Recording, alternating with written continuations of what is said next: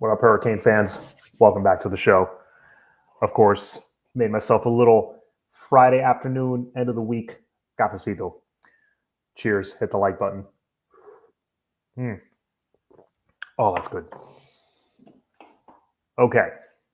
So, obviously, we'll start with this. Thank you, Ohio Hurricane, for the comment. Are the rumors about Jeremiah Smith true? That would be awesome. Look, they just played in their national championship game, and they had, I think, until today or tomorrow. I know it's a 5-day window. I think it might be tomorrow would be the cutoff for any players that would want to hit the portal to hit the portal. That goes for Notre Dame and Ohio State because they played in the championship game on Monday. I wouldn't read too much into the Jeremiah Smith stuff. The rumors started because there was a post about him and his teammate Carnell Tate, two of the top producing wide receivers on that team. Rumors of tampering that they've been offered Jeremiah Smith $4.5 million and Carnell Tate upwards of $1 million to hit the portal. Now, we all know the deal. Tampering happens on a daily basis across the country in college football. This is not a new thing. So, yeah, I wouldn't be shocked if, they're getting these backdoor offers and stuff to hit the portal and consider that team. I don't know who, but I'm sure it's happening. They're going to be two very highly sought after players. And it's probably going to be tough for Ohio State to hang on to both of them. Carnell Tate being a sophomore, JJ being a true freshman. And putting on a true freshman season that we have not seen in a long time by a wide receiver, maybe ever. So I wouldn't read too much into it for Jeremiah Smith. Carnell Tate, I could see that. He's a sophomore. He put up a pretty good season. I think he had, I'll pull up his stats right now. He had like 700 something yards, I want to say, on like 50 something catches. But, he say he hits the portal, maybe now or in the spring window. Not a player I'd be opposed to, that's for sure. 52 catches, 733 yards, 4 TDs. That's a 14.1 per catch average. Not bad. Not bad at all. Productive player. He's got that 6'3" frame. He's quick. He's athletic. He's tough to bring down. Not a guy I'd be opposed to bringing in for sure. I can see Tate more because he wants to be wide receiver 1. He won't do that with Smith at Ohio State. True. That is a very good point. If he wants to be the number 1 guy, he has a better chance of doing that at another school, particularly Miami. He would be coming in competing with guys like CJ Daniels, JoJo Trader. He'd have a better shot of being that top guy, that top target. So now, I don't want to spread any rumors myself. Neither one of these guys has hit the portal officially. I'm just speaking in hypotheticals. But Carnell Tate of the two, I think, would be more realistic if he were to hit the portal. Now, if Jeremiah Smith, for whatever reason, decides to hit the portal, yeah, I think Miami would be the top destination, the top rumored destination, just like it was for Xavier Lucas. But again, does he hit the portal? I doubt it. I'm sure Jeremiah is being well taken care of at Ohio State. He just won his first national championship. He'll probably want to win another one next year. The dude he's king up there right now. He's got 2 more seasons and he's going to kill it. He's probably going to put up 2,500 more yards over the next couple of seasons and dozens more touchdowns. He'll probably be a top 5, top 3 pick in the draft in a couple of years. And he will be paid very handsomely along the way. And then all those guaranteed millions in the first round. So I don't really see it unless, and I've said this before, unless maybe going into his final season, which would be his junior season, because he's not staying longer than that. Going into his junior season, which would be the 2026 year, maybe Mario puts down another 10-plus win season. Maybe we sneak into the playoffs. He sees that Mario and the Hurricanes, they're serious. They put a couple of good seasons back to back on the board. And he's like, you know what? Maybe for my last season, for my last go around, I'll go back home and try to win one for Miami. Try to win one for the 305. That's the only possible way I can see it. I don't see it happening this year, if it even does. But anyway, you saw the title of the video. Where is this roster at right now? How good is the roster? Because the reason I was thinking about this is because we are now heading into 2025. Looking back when Mario was hired back in 2021, we thought, okay, I said it a million times. I will say it one more time. This is going to be a 3 to 5 year rebuild. We are now heading season 3. We had a 10-win season. Elite offense, broken defense. We go out and we hire a new defensive coordinator that many, including myself, are excited about. I won't get too overly excited because I gotta see it. I gotta see it actually work rather than just looking at it on paper. But he made the right move. Along the way, Mario has addressed things that are off or that are broken, that need to be addressed. He has addressed them, almost over-addressed them in certain ways. So he fires Lance Guidry, brings in Corey Heatherman. People are excited. We bring in all this talent to the secondary. So we go from year 3 winning 10 games down to year 4. People are excited about the defense. We got the number 1 quarterback in the portal again. And you stacked top classes. A number 7 class, a number 4 class, and a number 13 class.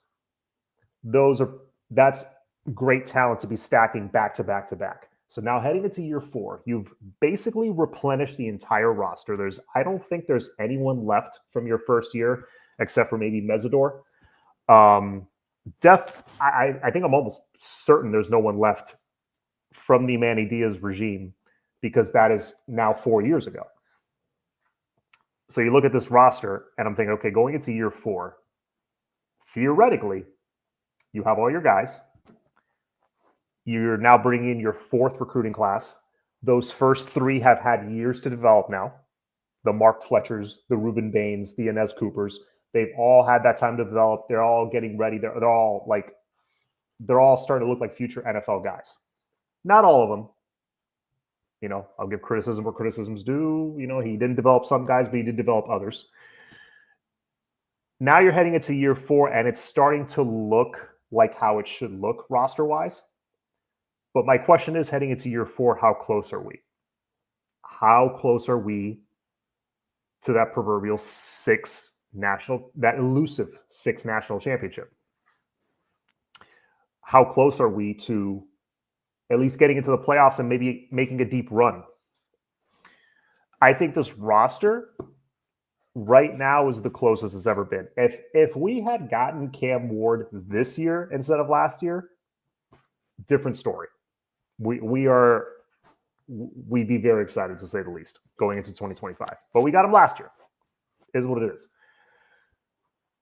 So heading into 2025, I took a look at the roster. I took a look at the 2 deep. I took a look at the guys, you know, beneath that, the younger guys that are being developed. And I looked at it as a whole, and I'm like, okay, physically, size-wise, athletically, speed-wise, are we there yet? Coaching, you know, game day coaching, preparation, that's a different thing. I'm talking the roster. I'm talking talent specifically. Because it's January. That's all we have to go on right now. We're not playing football right now. We're looking on paper. And I think we're very close. We're the closest we've been in a long, long time. I think we're like a piece or 2 away, to be quite honest with you. Some people are saying, oh, we need to add on the O-line, on the D-line, at wide receiver, at running back. I mean, maybe for depth, but I think we're pretty deep at a few positions already. And I think we just need to add 1 or 2 more impact guys. And I'll get into that now in a second. But please, if you agree, if you think we're close, if you think we're already there, or if you think we're not even, please let me know in the comments. and I'll put it up on the board. We'll talk about it. But I think we are close roster wise. Firefighter Kane, good to see you, sir. Miami fans need to give Smith hope he will go to UF before UM. I doubt it. If he's gonna go anywhere, he's coming back home, I would say. Ohio Hurricane, thank you as always for the support. Autism awareness, good to see you, sir. Talent-wise, we close. Yeah, that's what I think. So I'm going to go through the depth chart, how it would look right now heading into spring real quick.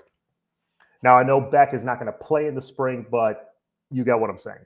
So we'll start with the obvious, quarterback. You landed Carson Beck in the portal. Huge. That was huge. Simply just on stability alone, that's big. You had to get someone that was experienced. You had to get someone that was big game, battle tested, and that could execute this offense, especially if Shannon Dawson's still going to be here next year. Getting a guy like Carson Beck, I think he could flourish in Shannon Dawson's offense. So getting him second straight season, getting the number one quarterback in the portal, I mean, Mario hit a home run there. He really did. Would have been a grand slam if it was Mateer, because I love John Mateer, but not too big of a drop-off here with Carson Beck, in my opinion. I think if you just look at it, he's 6'4", 220, has a solid arm. He's a legitimate NFL prospect. I'm not making that up. That is a fact. If he were to enter the draft right now, he would get drafted, probably around the third round or so, maybe fourth. So he is considered an NFL prospect. You bring that guy in, essentially flipping him from the NFL, which Mario's now done, again, 2 years in a row. I thought that was a huge win. Well, these rumors about Jeremiah Smith. King Kyle, I'll catch you up really quick. There was a post, I think from On3, that supposedly there might be some tampering going on with teams. They didn't mention who. Some teams might be already trying to contact Jeremiah Smith and Carnell Tate, their two top receivers, to jump into the portal, and they're getting offers of $1 million to $4.5 million. So that's where it came from. And of course, you see in big bold letters tampering. People automatically assume Miami, even though every school in the country is doing it. Yeah, so that's where that came from. But back to the roster. You got Beck at quarterback. I like it. I'm good with it. Only downside, he's not playing in the spring. So he's going to have to be playing a lot of catch-up to develop that rapport with his receivers and his tight ends and everything during the offseason. Hopefully he's ahead of schedule. Hopefully he's ready by like the end of spring, early summer. That way he has all of summer and all of fall camp to really get ready with his guys. And really, if it's a situation like that where you're going to miss spring, I want it to be someone as experienced as Carson Beck. He knows the deal. He knows what to do. He knows how to prepare. Running back. I think the two-headed monster that we have at running back between Mark Fletcher and Jordan Lyle is, like, talent-wise, championship caliber. Those guys are studs, both of them. Fletcher is now going into his junior year from American Heritage. We flipped him from Ohio State, in case some people forgot. He was my favorite running back in that entire class, by the way. We got him. Looked really good as a freshman last year. I thought even better as a sophomore. I thought he took that next step. At times, he looked like the best running back on the team. And even fans were agreeing with that. When Damian Martinez got off to kind of his slow start, Fletcher looked like the better guy. So he looks big. He looks fast. Elusive for being such a big guy. He runs through arm tackles. Fletch he's that good. And behind him, you got Jordan Lyle. Jordan Lyle looked fantastic as a freshman, especially second half of the year. It would not surprise me if that's your starter. Right now, I have them 1A and 1B. Okay, that's a legitimate two-headed monster right there. Two future NFL running backs. If they're not both drafted in the top 2 or 3 rounds in a few years, I mean, then this team, this coaching staff did them a disservice. I don't see that happening, though. I see Fletcher, after his junior year, getting drafted early third round or higher. And Jordan Lyle, again, in a couple of years, maybe after the 2026 season, I see Jordan Lyle getting drafted relatively high as well, probably say mid to early third round or higher. Depends how much they progress. Then you got Gerard Pringle. Very excited about him. He's inexperienced. He's coming in as a freshman, but very fast, elusive, has speed, has wiggle, tough to bring down. He's one of those, if he just has a crease, a little daylight, he's gone. That's 6. Really excited about him. Chris Wheatley-Humphrey, similar. Chris Wheatley-Humphrey, surprisingly big for being known as a speed guy. So love Chris Wheatley-Humphrey, but we're a little light on experience in the running back room. They're going to have to add somebody with experience, with depth, with size. But I love our top 2 guys. That's for sure. I love our top 2 guys, and I love the young guys behind them. Wide receiver. This, to me, is the biggest question mark on offense. Not because I don't think CJ Daniels is going to be any good. I think he's going to be very good. I love that pickup of CJ Daniels. Had 1,100 yards 2 years ago with Liberty. Had, I think, 500-600 yards, something like that last year with LSU in the SEC with a bad foot. He had a significant heel injury most of the season. Many thought he shouldn't even have been playing. He played, and he was pretty solid. Making the jump from Liberty to the SEC, I mean, that says something. That says something about his character, too, to play through that injury all year. So you get him hopefully healthy next year. You get JoJo Trader. You saw him in the bowl game. I think he's ready. I think he's ready to take that step. I have no doubts about CJ and JoJo. You got the young guys, Chance Robinson, Nye Carr. Nye Carr has great speed. Joshua Moore, Dalen Upshaw, great speed. Josh Moore has that size. And if you notice, we're starting to stock the cupboard a little bit more with some speed, some guys that can take it the distance. I need to see one more at wide receiver. Could it be somebody of like Carnell Tate's caliber? I would hope so. But I want someone that, I know these guys don't just grow on trees, but someone who has size and someone who could take it the distance, somebody who could blow the top off the secondary. For me, that's number one. You need someone that can blow the top off the secondary. You need someone with legit game-breaking speed because you could use them, you can use them in the return game. You can use them on jet sweeps, reverses, that kind of thing. I need more guys like that. That's why Zachariah Branch would have been a good one. Somebody like that. They need to bring in one. They can be picky, though. I don't want them to just settle for anybody. I want them to really take their time and really, and if they have to spend, they'll spend, but really take their time and find a guy that's going to come in and be like day one, number one guy. That's what I want at wide receiver.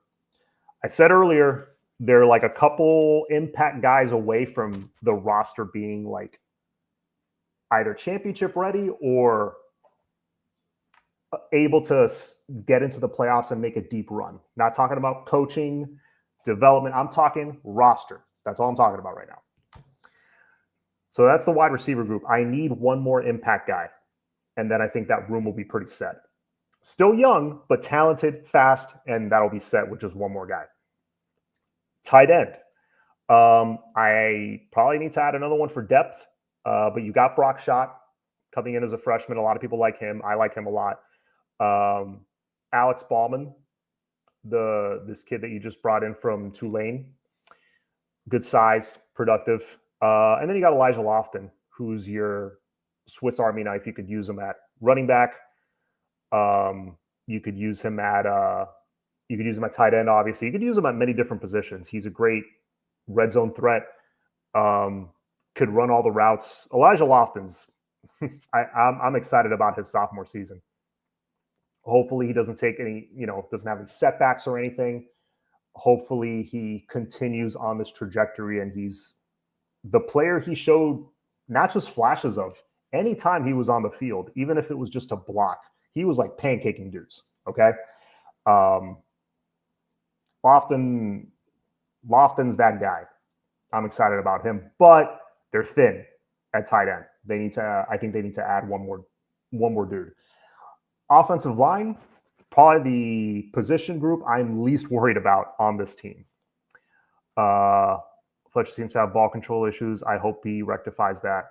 I don't know if I go as far as saying he has ball control issues. I think he had 2 fumbles this year. I mean, yeah, it's he had the one in the bowl game and he had one against Louisville. Yeah, I mean, it's there enough that he should address that. I have no doubt that he will. I'm not concerned about Fletcher at all. Tate doesn't have top end speed. I agree with that. I'm just saying if he's the guy we bring in, I'm not too upset. He's really good. I'm back, John Canes. What's up? What's up, Canes family? What's up, Michael? What did I miss? With the O-line running game, I think Beck is set. I think Beck has some good weapons around him. But back to the offensive line. Right now, the starters, as it stands, would be Markel Bell at left tackle. This is projected. This is my projected. Matthew McCoy at left guard. Brockermeyer at center. Inez Cooper at right guard. CeCe Mauinoa at right tackle. Now, I'm hoping, because I think this would be a big boost to the run game, I'm hoping you switch McCoy and CeCe. Bring CeCe in at guard. Bring Matthew McCoy out at tackle. Matthew McCoy, to me, is an NFL tackle. He has all the measurables, and I think this is the year he should take that step. If they're going to do it, they got to do it now. So put him at tackle, move CeCe inside. He's just going to maul people in the middle. Can you imagine Inez Cooper, Brockermeyer, CeCe Mauinoa? I mean, good luck trying to stop the run against us. And then behind them, you got guys like S.J. Olofetuli, who's our center of the future, many think. Nino Francavilla, future center, future guard. I like Nino a lot. Plays with a mean streak. Very smart, intelligent player. Got a little bit of burn this year. So Nino will be ready to at least be a contributor off the bench if somebody gets nicked up. Pancake, I think this is the year that he finally will step in and maybe legitimately fight for a starting job. I really believe that with Pancake. He just really needed to build up his strength and just build up his body those first couple of years. You got Tommy Kinsler, who physically doesn't need to build up anything. That guy is a solar eclipse when he steps on the field. Okay, he's massive. And then you got, of course, Ryan Rodriguez, who was going to start at guard this year. Did a pretty good job in the Florida game against an SEC team on the road. I was very impressed with that little bit that I saw. And from what I heard, I mean, he earned that job legitimately with how he practiced and how he played in fall camp. So you've got some numbers here. If they don't add anybody else on the O-line, I think I'd be good with that. I'd be good.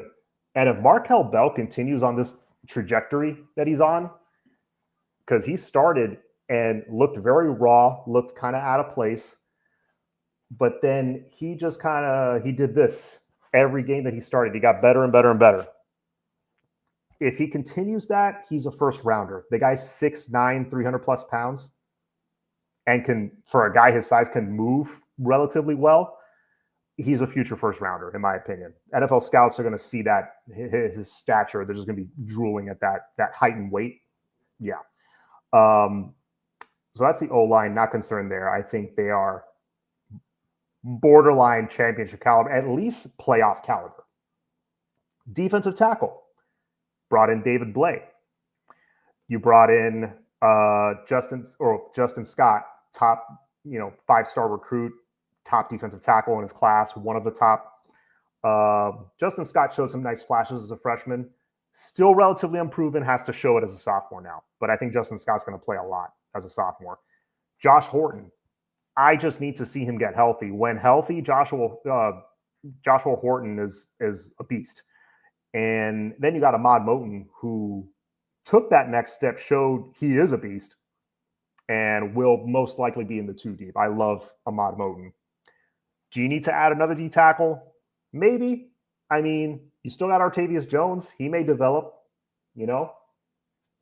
Dalen Russell is a little undersized, but they like him. Do you have enough with what you got right there, or do you add?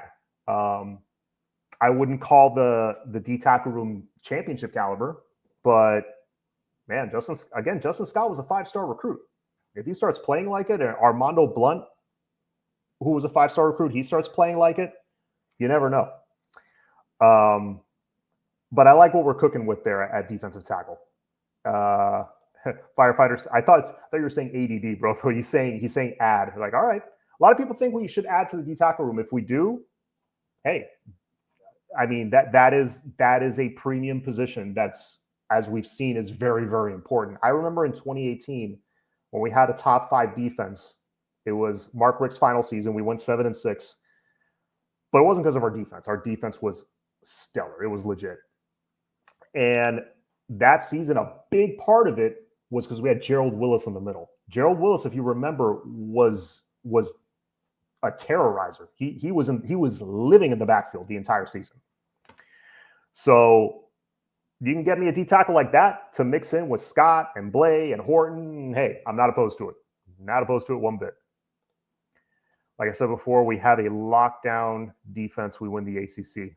Dude, last year, we were awful, right? If we went from awful to what's next, below average, if we went from awful to below average, we probably win the ACC.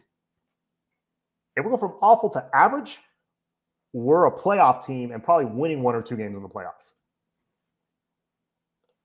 Bell will be a top 5 pick. I agree, man. I'm on the Markel Bell train, dude. I think if he keeps going the way he's going, he is going to make millions of dollars in the NFL. That dude is on his way. O-line's not an issue. I agree. Wide receiver, linebacker, safety, and one more running back. Okay. I'm getting to defense now. We might have gotten our guy at safety already. But anyway, what was I just talking about? D tackle. So defensive end, you got Ruben Bane, obviously. You got Mesidor coming back. That was big. And I think this defensive coordinator, he's aggressive. He'll probably, I would imagine, want to use Akeem Mesidor on the edge, which is where he should be used. That's his natural position. That would be great. If they don't use him like a real edge rusher, then that's just a crime. But you got Malik Bryant, who I thought was maybe our most consistent edge rusher last year, which is crazy.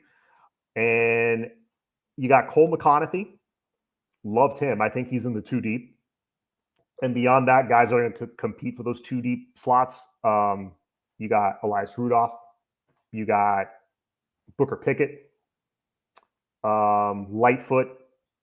You got, who else? Let me know if I'm missing anybody on defensive end. Let me see. I actually have it here. Let's see. Cornerback, linebacker, defensive end. Here we go. Yeah, you got Ruben Bane. They have Armando Blunt. I'm looking at 247. They got Armando Blunt listed as an end. I think he eventually moves over to tackle just because of how big he is. McConaughey, Pickett, Rudolph. Maybe you add another transfer. Again, just like defensive tackle, I like what we're cooking with there. A lot of young talent. I want to see the young talent get developed. That's why I'm a little hesitant maybe bringing in another end. But that would be great. Nose tackle, linebacker, wide receiver, I'm good. That's pretty close to where I'm at, Christian. I also hope Bane slims down and becomes a true end. Yeah, that's what he does. Bane needs to play the edge more. Yeah, no, totally agree with you guys. But I'm really excited about the young talent in that room, in that defensive end room. It's nasty. Linebacker, you got Wes, you got Popo, you got Jalen Alderman, you got, and those are the experienced guys. Then you got Bobby Pruitt, Bobby Washington, Adarius Hayes, Kellen Wiley. You're probably feeling what I'm feeling right now. It's like, Yeah, good names, few 4-star recruits in there. I need to see them develop, man. I have not seen it at linebacker position. Quarterback is probably where we've failed the most the last 20 years. I'll be honest with you. Yeah, you had Kaya there for a couple of years. You had that one really good year with Stephen Morris. One good year of De'Ara King. One good year of Cam Ward. Great year of Cam Ward. So it's that 5, 6 years of decent to good quarterbacking, great quarterbacking for over the last 20. Yeah, that's where we've lacked the most. But where we've lacked second most, in my opinion, is linebacker. You had Pinckney and Quarterman for a little bit there. You had Perriman. Aside from that, you could say McCarthy and Spence, yeah, for a couple of years. Aside from that, I haven't seen that consistent linebacker play. It has been sorely lacking.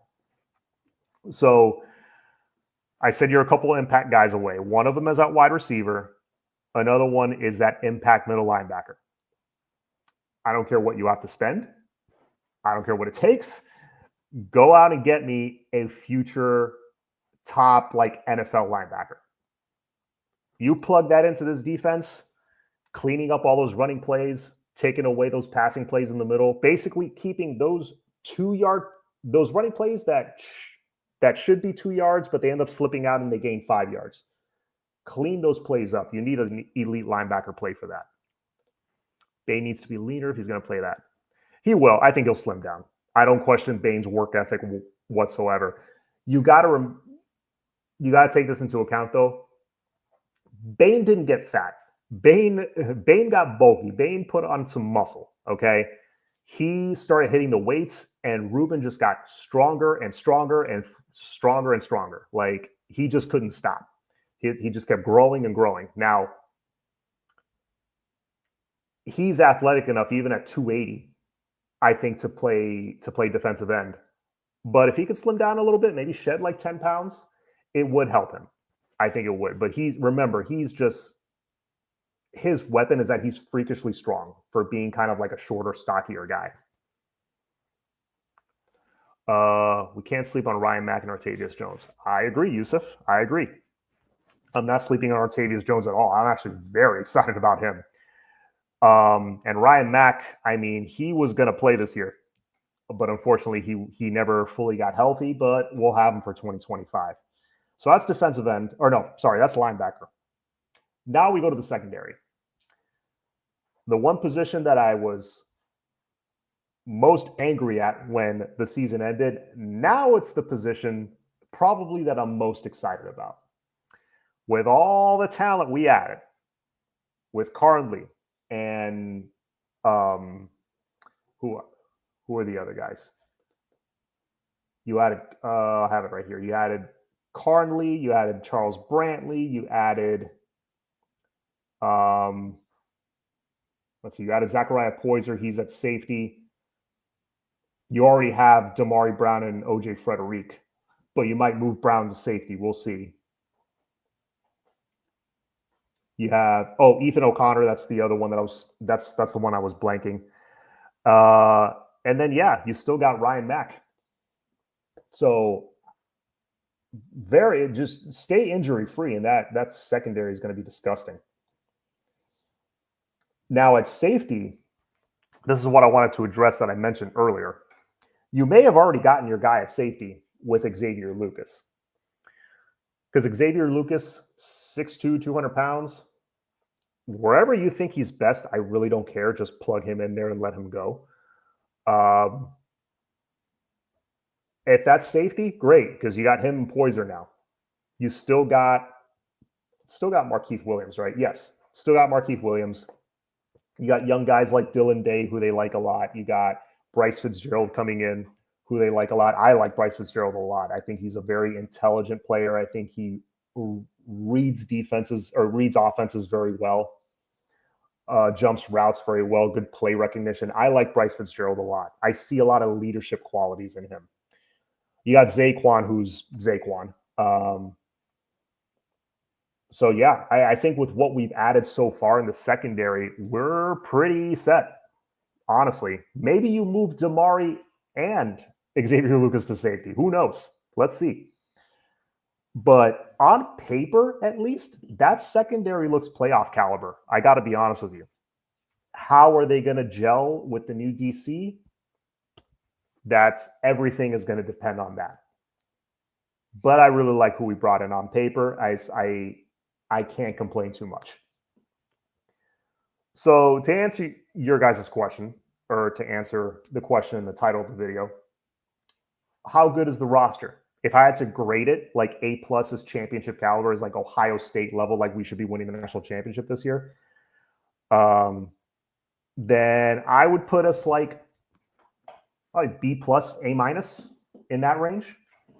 Again, roster, not play calling, not development, not game planning, not in-game coaching, just roster. That's it. I legitimately think we are close, and I think we're going to add a couple more big pieces in the spring portal. Because A, we have to, if we really want to win this year. And Mario doesn't stop when it comes to talent acquisition. So I think we add a couple more big pieces in the spring portal, because there's going to be some big pieces available. We'll look to see who shakes free and becomes available, but there's going to be some legit players that are going to surprise some people. Let's see. Popo's good and smart. Yes, he is. I thought Popo should have gotten more burn this year, to be quite honest with you. That'll be a tough. Let me just make sure I didn't seem to take care of the football. Oh, we're talking about Fletcher earlier. Doesn't seem to take care of the football. Oh, he had 2 or 3 fumbles. Lyles' freshman year. Fletcher will pound the rock this year. I'm looking forward to that first game. That's the other thing, and I'll end on this. The Notre Dame game was announced for Sunday night, August 31st, of Sunday night of Labor Day weekend. So don't worry. Most of you have the day off the next day. It is not a school night. So Sunday night, August 31st at the Rock, 7:30. That atmosphere will rival the 2017 game, that for sure. We have the national runners-up coming in to our house. They're going to be fired up for that game. We're going to be fired up for that game. Right now, they're opening as a early 3-point favorite over Miami. That's going to change a lot in the next 7 months. Definitely a game. I'm not going to sit here and say, hey, we should win this game. Is this a game Miami could win? 100%. I would say this is a winnable game. It should be a competitive back and forth game, but I think it's one that we can definitely win. I will be disappointed if we don't. I don't think this game makes or breaks our season in any way. It's game 1. But if you can win this game, I mean, that could really set you up. Again, it's the number 2 team in the country, national runner-up last year, or this past season that just ended last week. It'll be a great atmosphere. I can't wait for it. It's probably going to be a very low-scoring, physical game. We might have a little trouble stopping their run. If we can control that running game of Notre Dame, I think we are good, because I think they're going to have trouble stopping our run. That's going to be interesting. That's going to be a lot of old-school football that day. Totally agree with the linebacker position, the lack of development. We were terrible last year. Yeah, terrible last year and most of the last 20 years. Let's be honest. We haven't had this much talent in the backfield since the early 2000s. Yeah, agreed. I mean, Yusuf, look at this past season. Martinez, Fletcher, and Lyle. I mean, that was a hell of a trio. Unfortunately, we didn't run the ball as much as I would have liked. There were certain games where we couldn't because we were playing from behind. But hell of a running back trio. I think it's going to be no different this year. But anyways, that's it for me. If you guys have any thoughts you'd like to add, please throw them in the comments. I'll read them later. I know it's only January, but I'm already getting pretty excited. I think, the the current landscape of college football with the portal and all this player movement in the offseason. It's like the season never really ends. So it keeps you excited throughout January, February, March, April, and all that. So looking forward to seeing what happens. Before we know it, it's going to be spring. So can't wait for that. But anyways, thank you guys for hanging with me. Hit the like button, hit the subscribe button, and I will see you guys next time, which will likely be on Tuesday. So take care. Have a good one. Go Canes.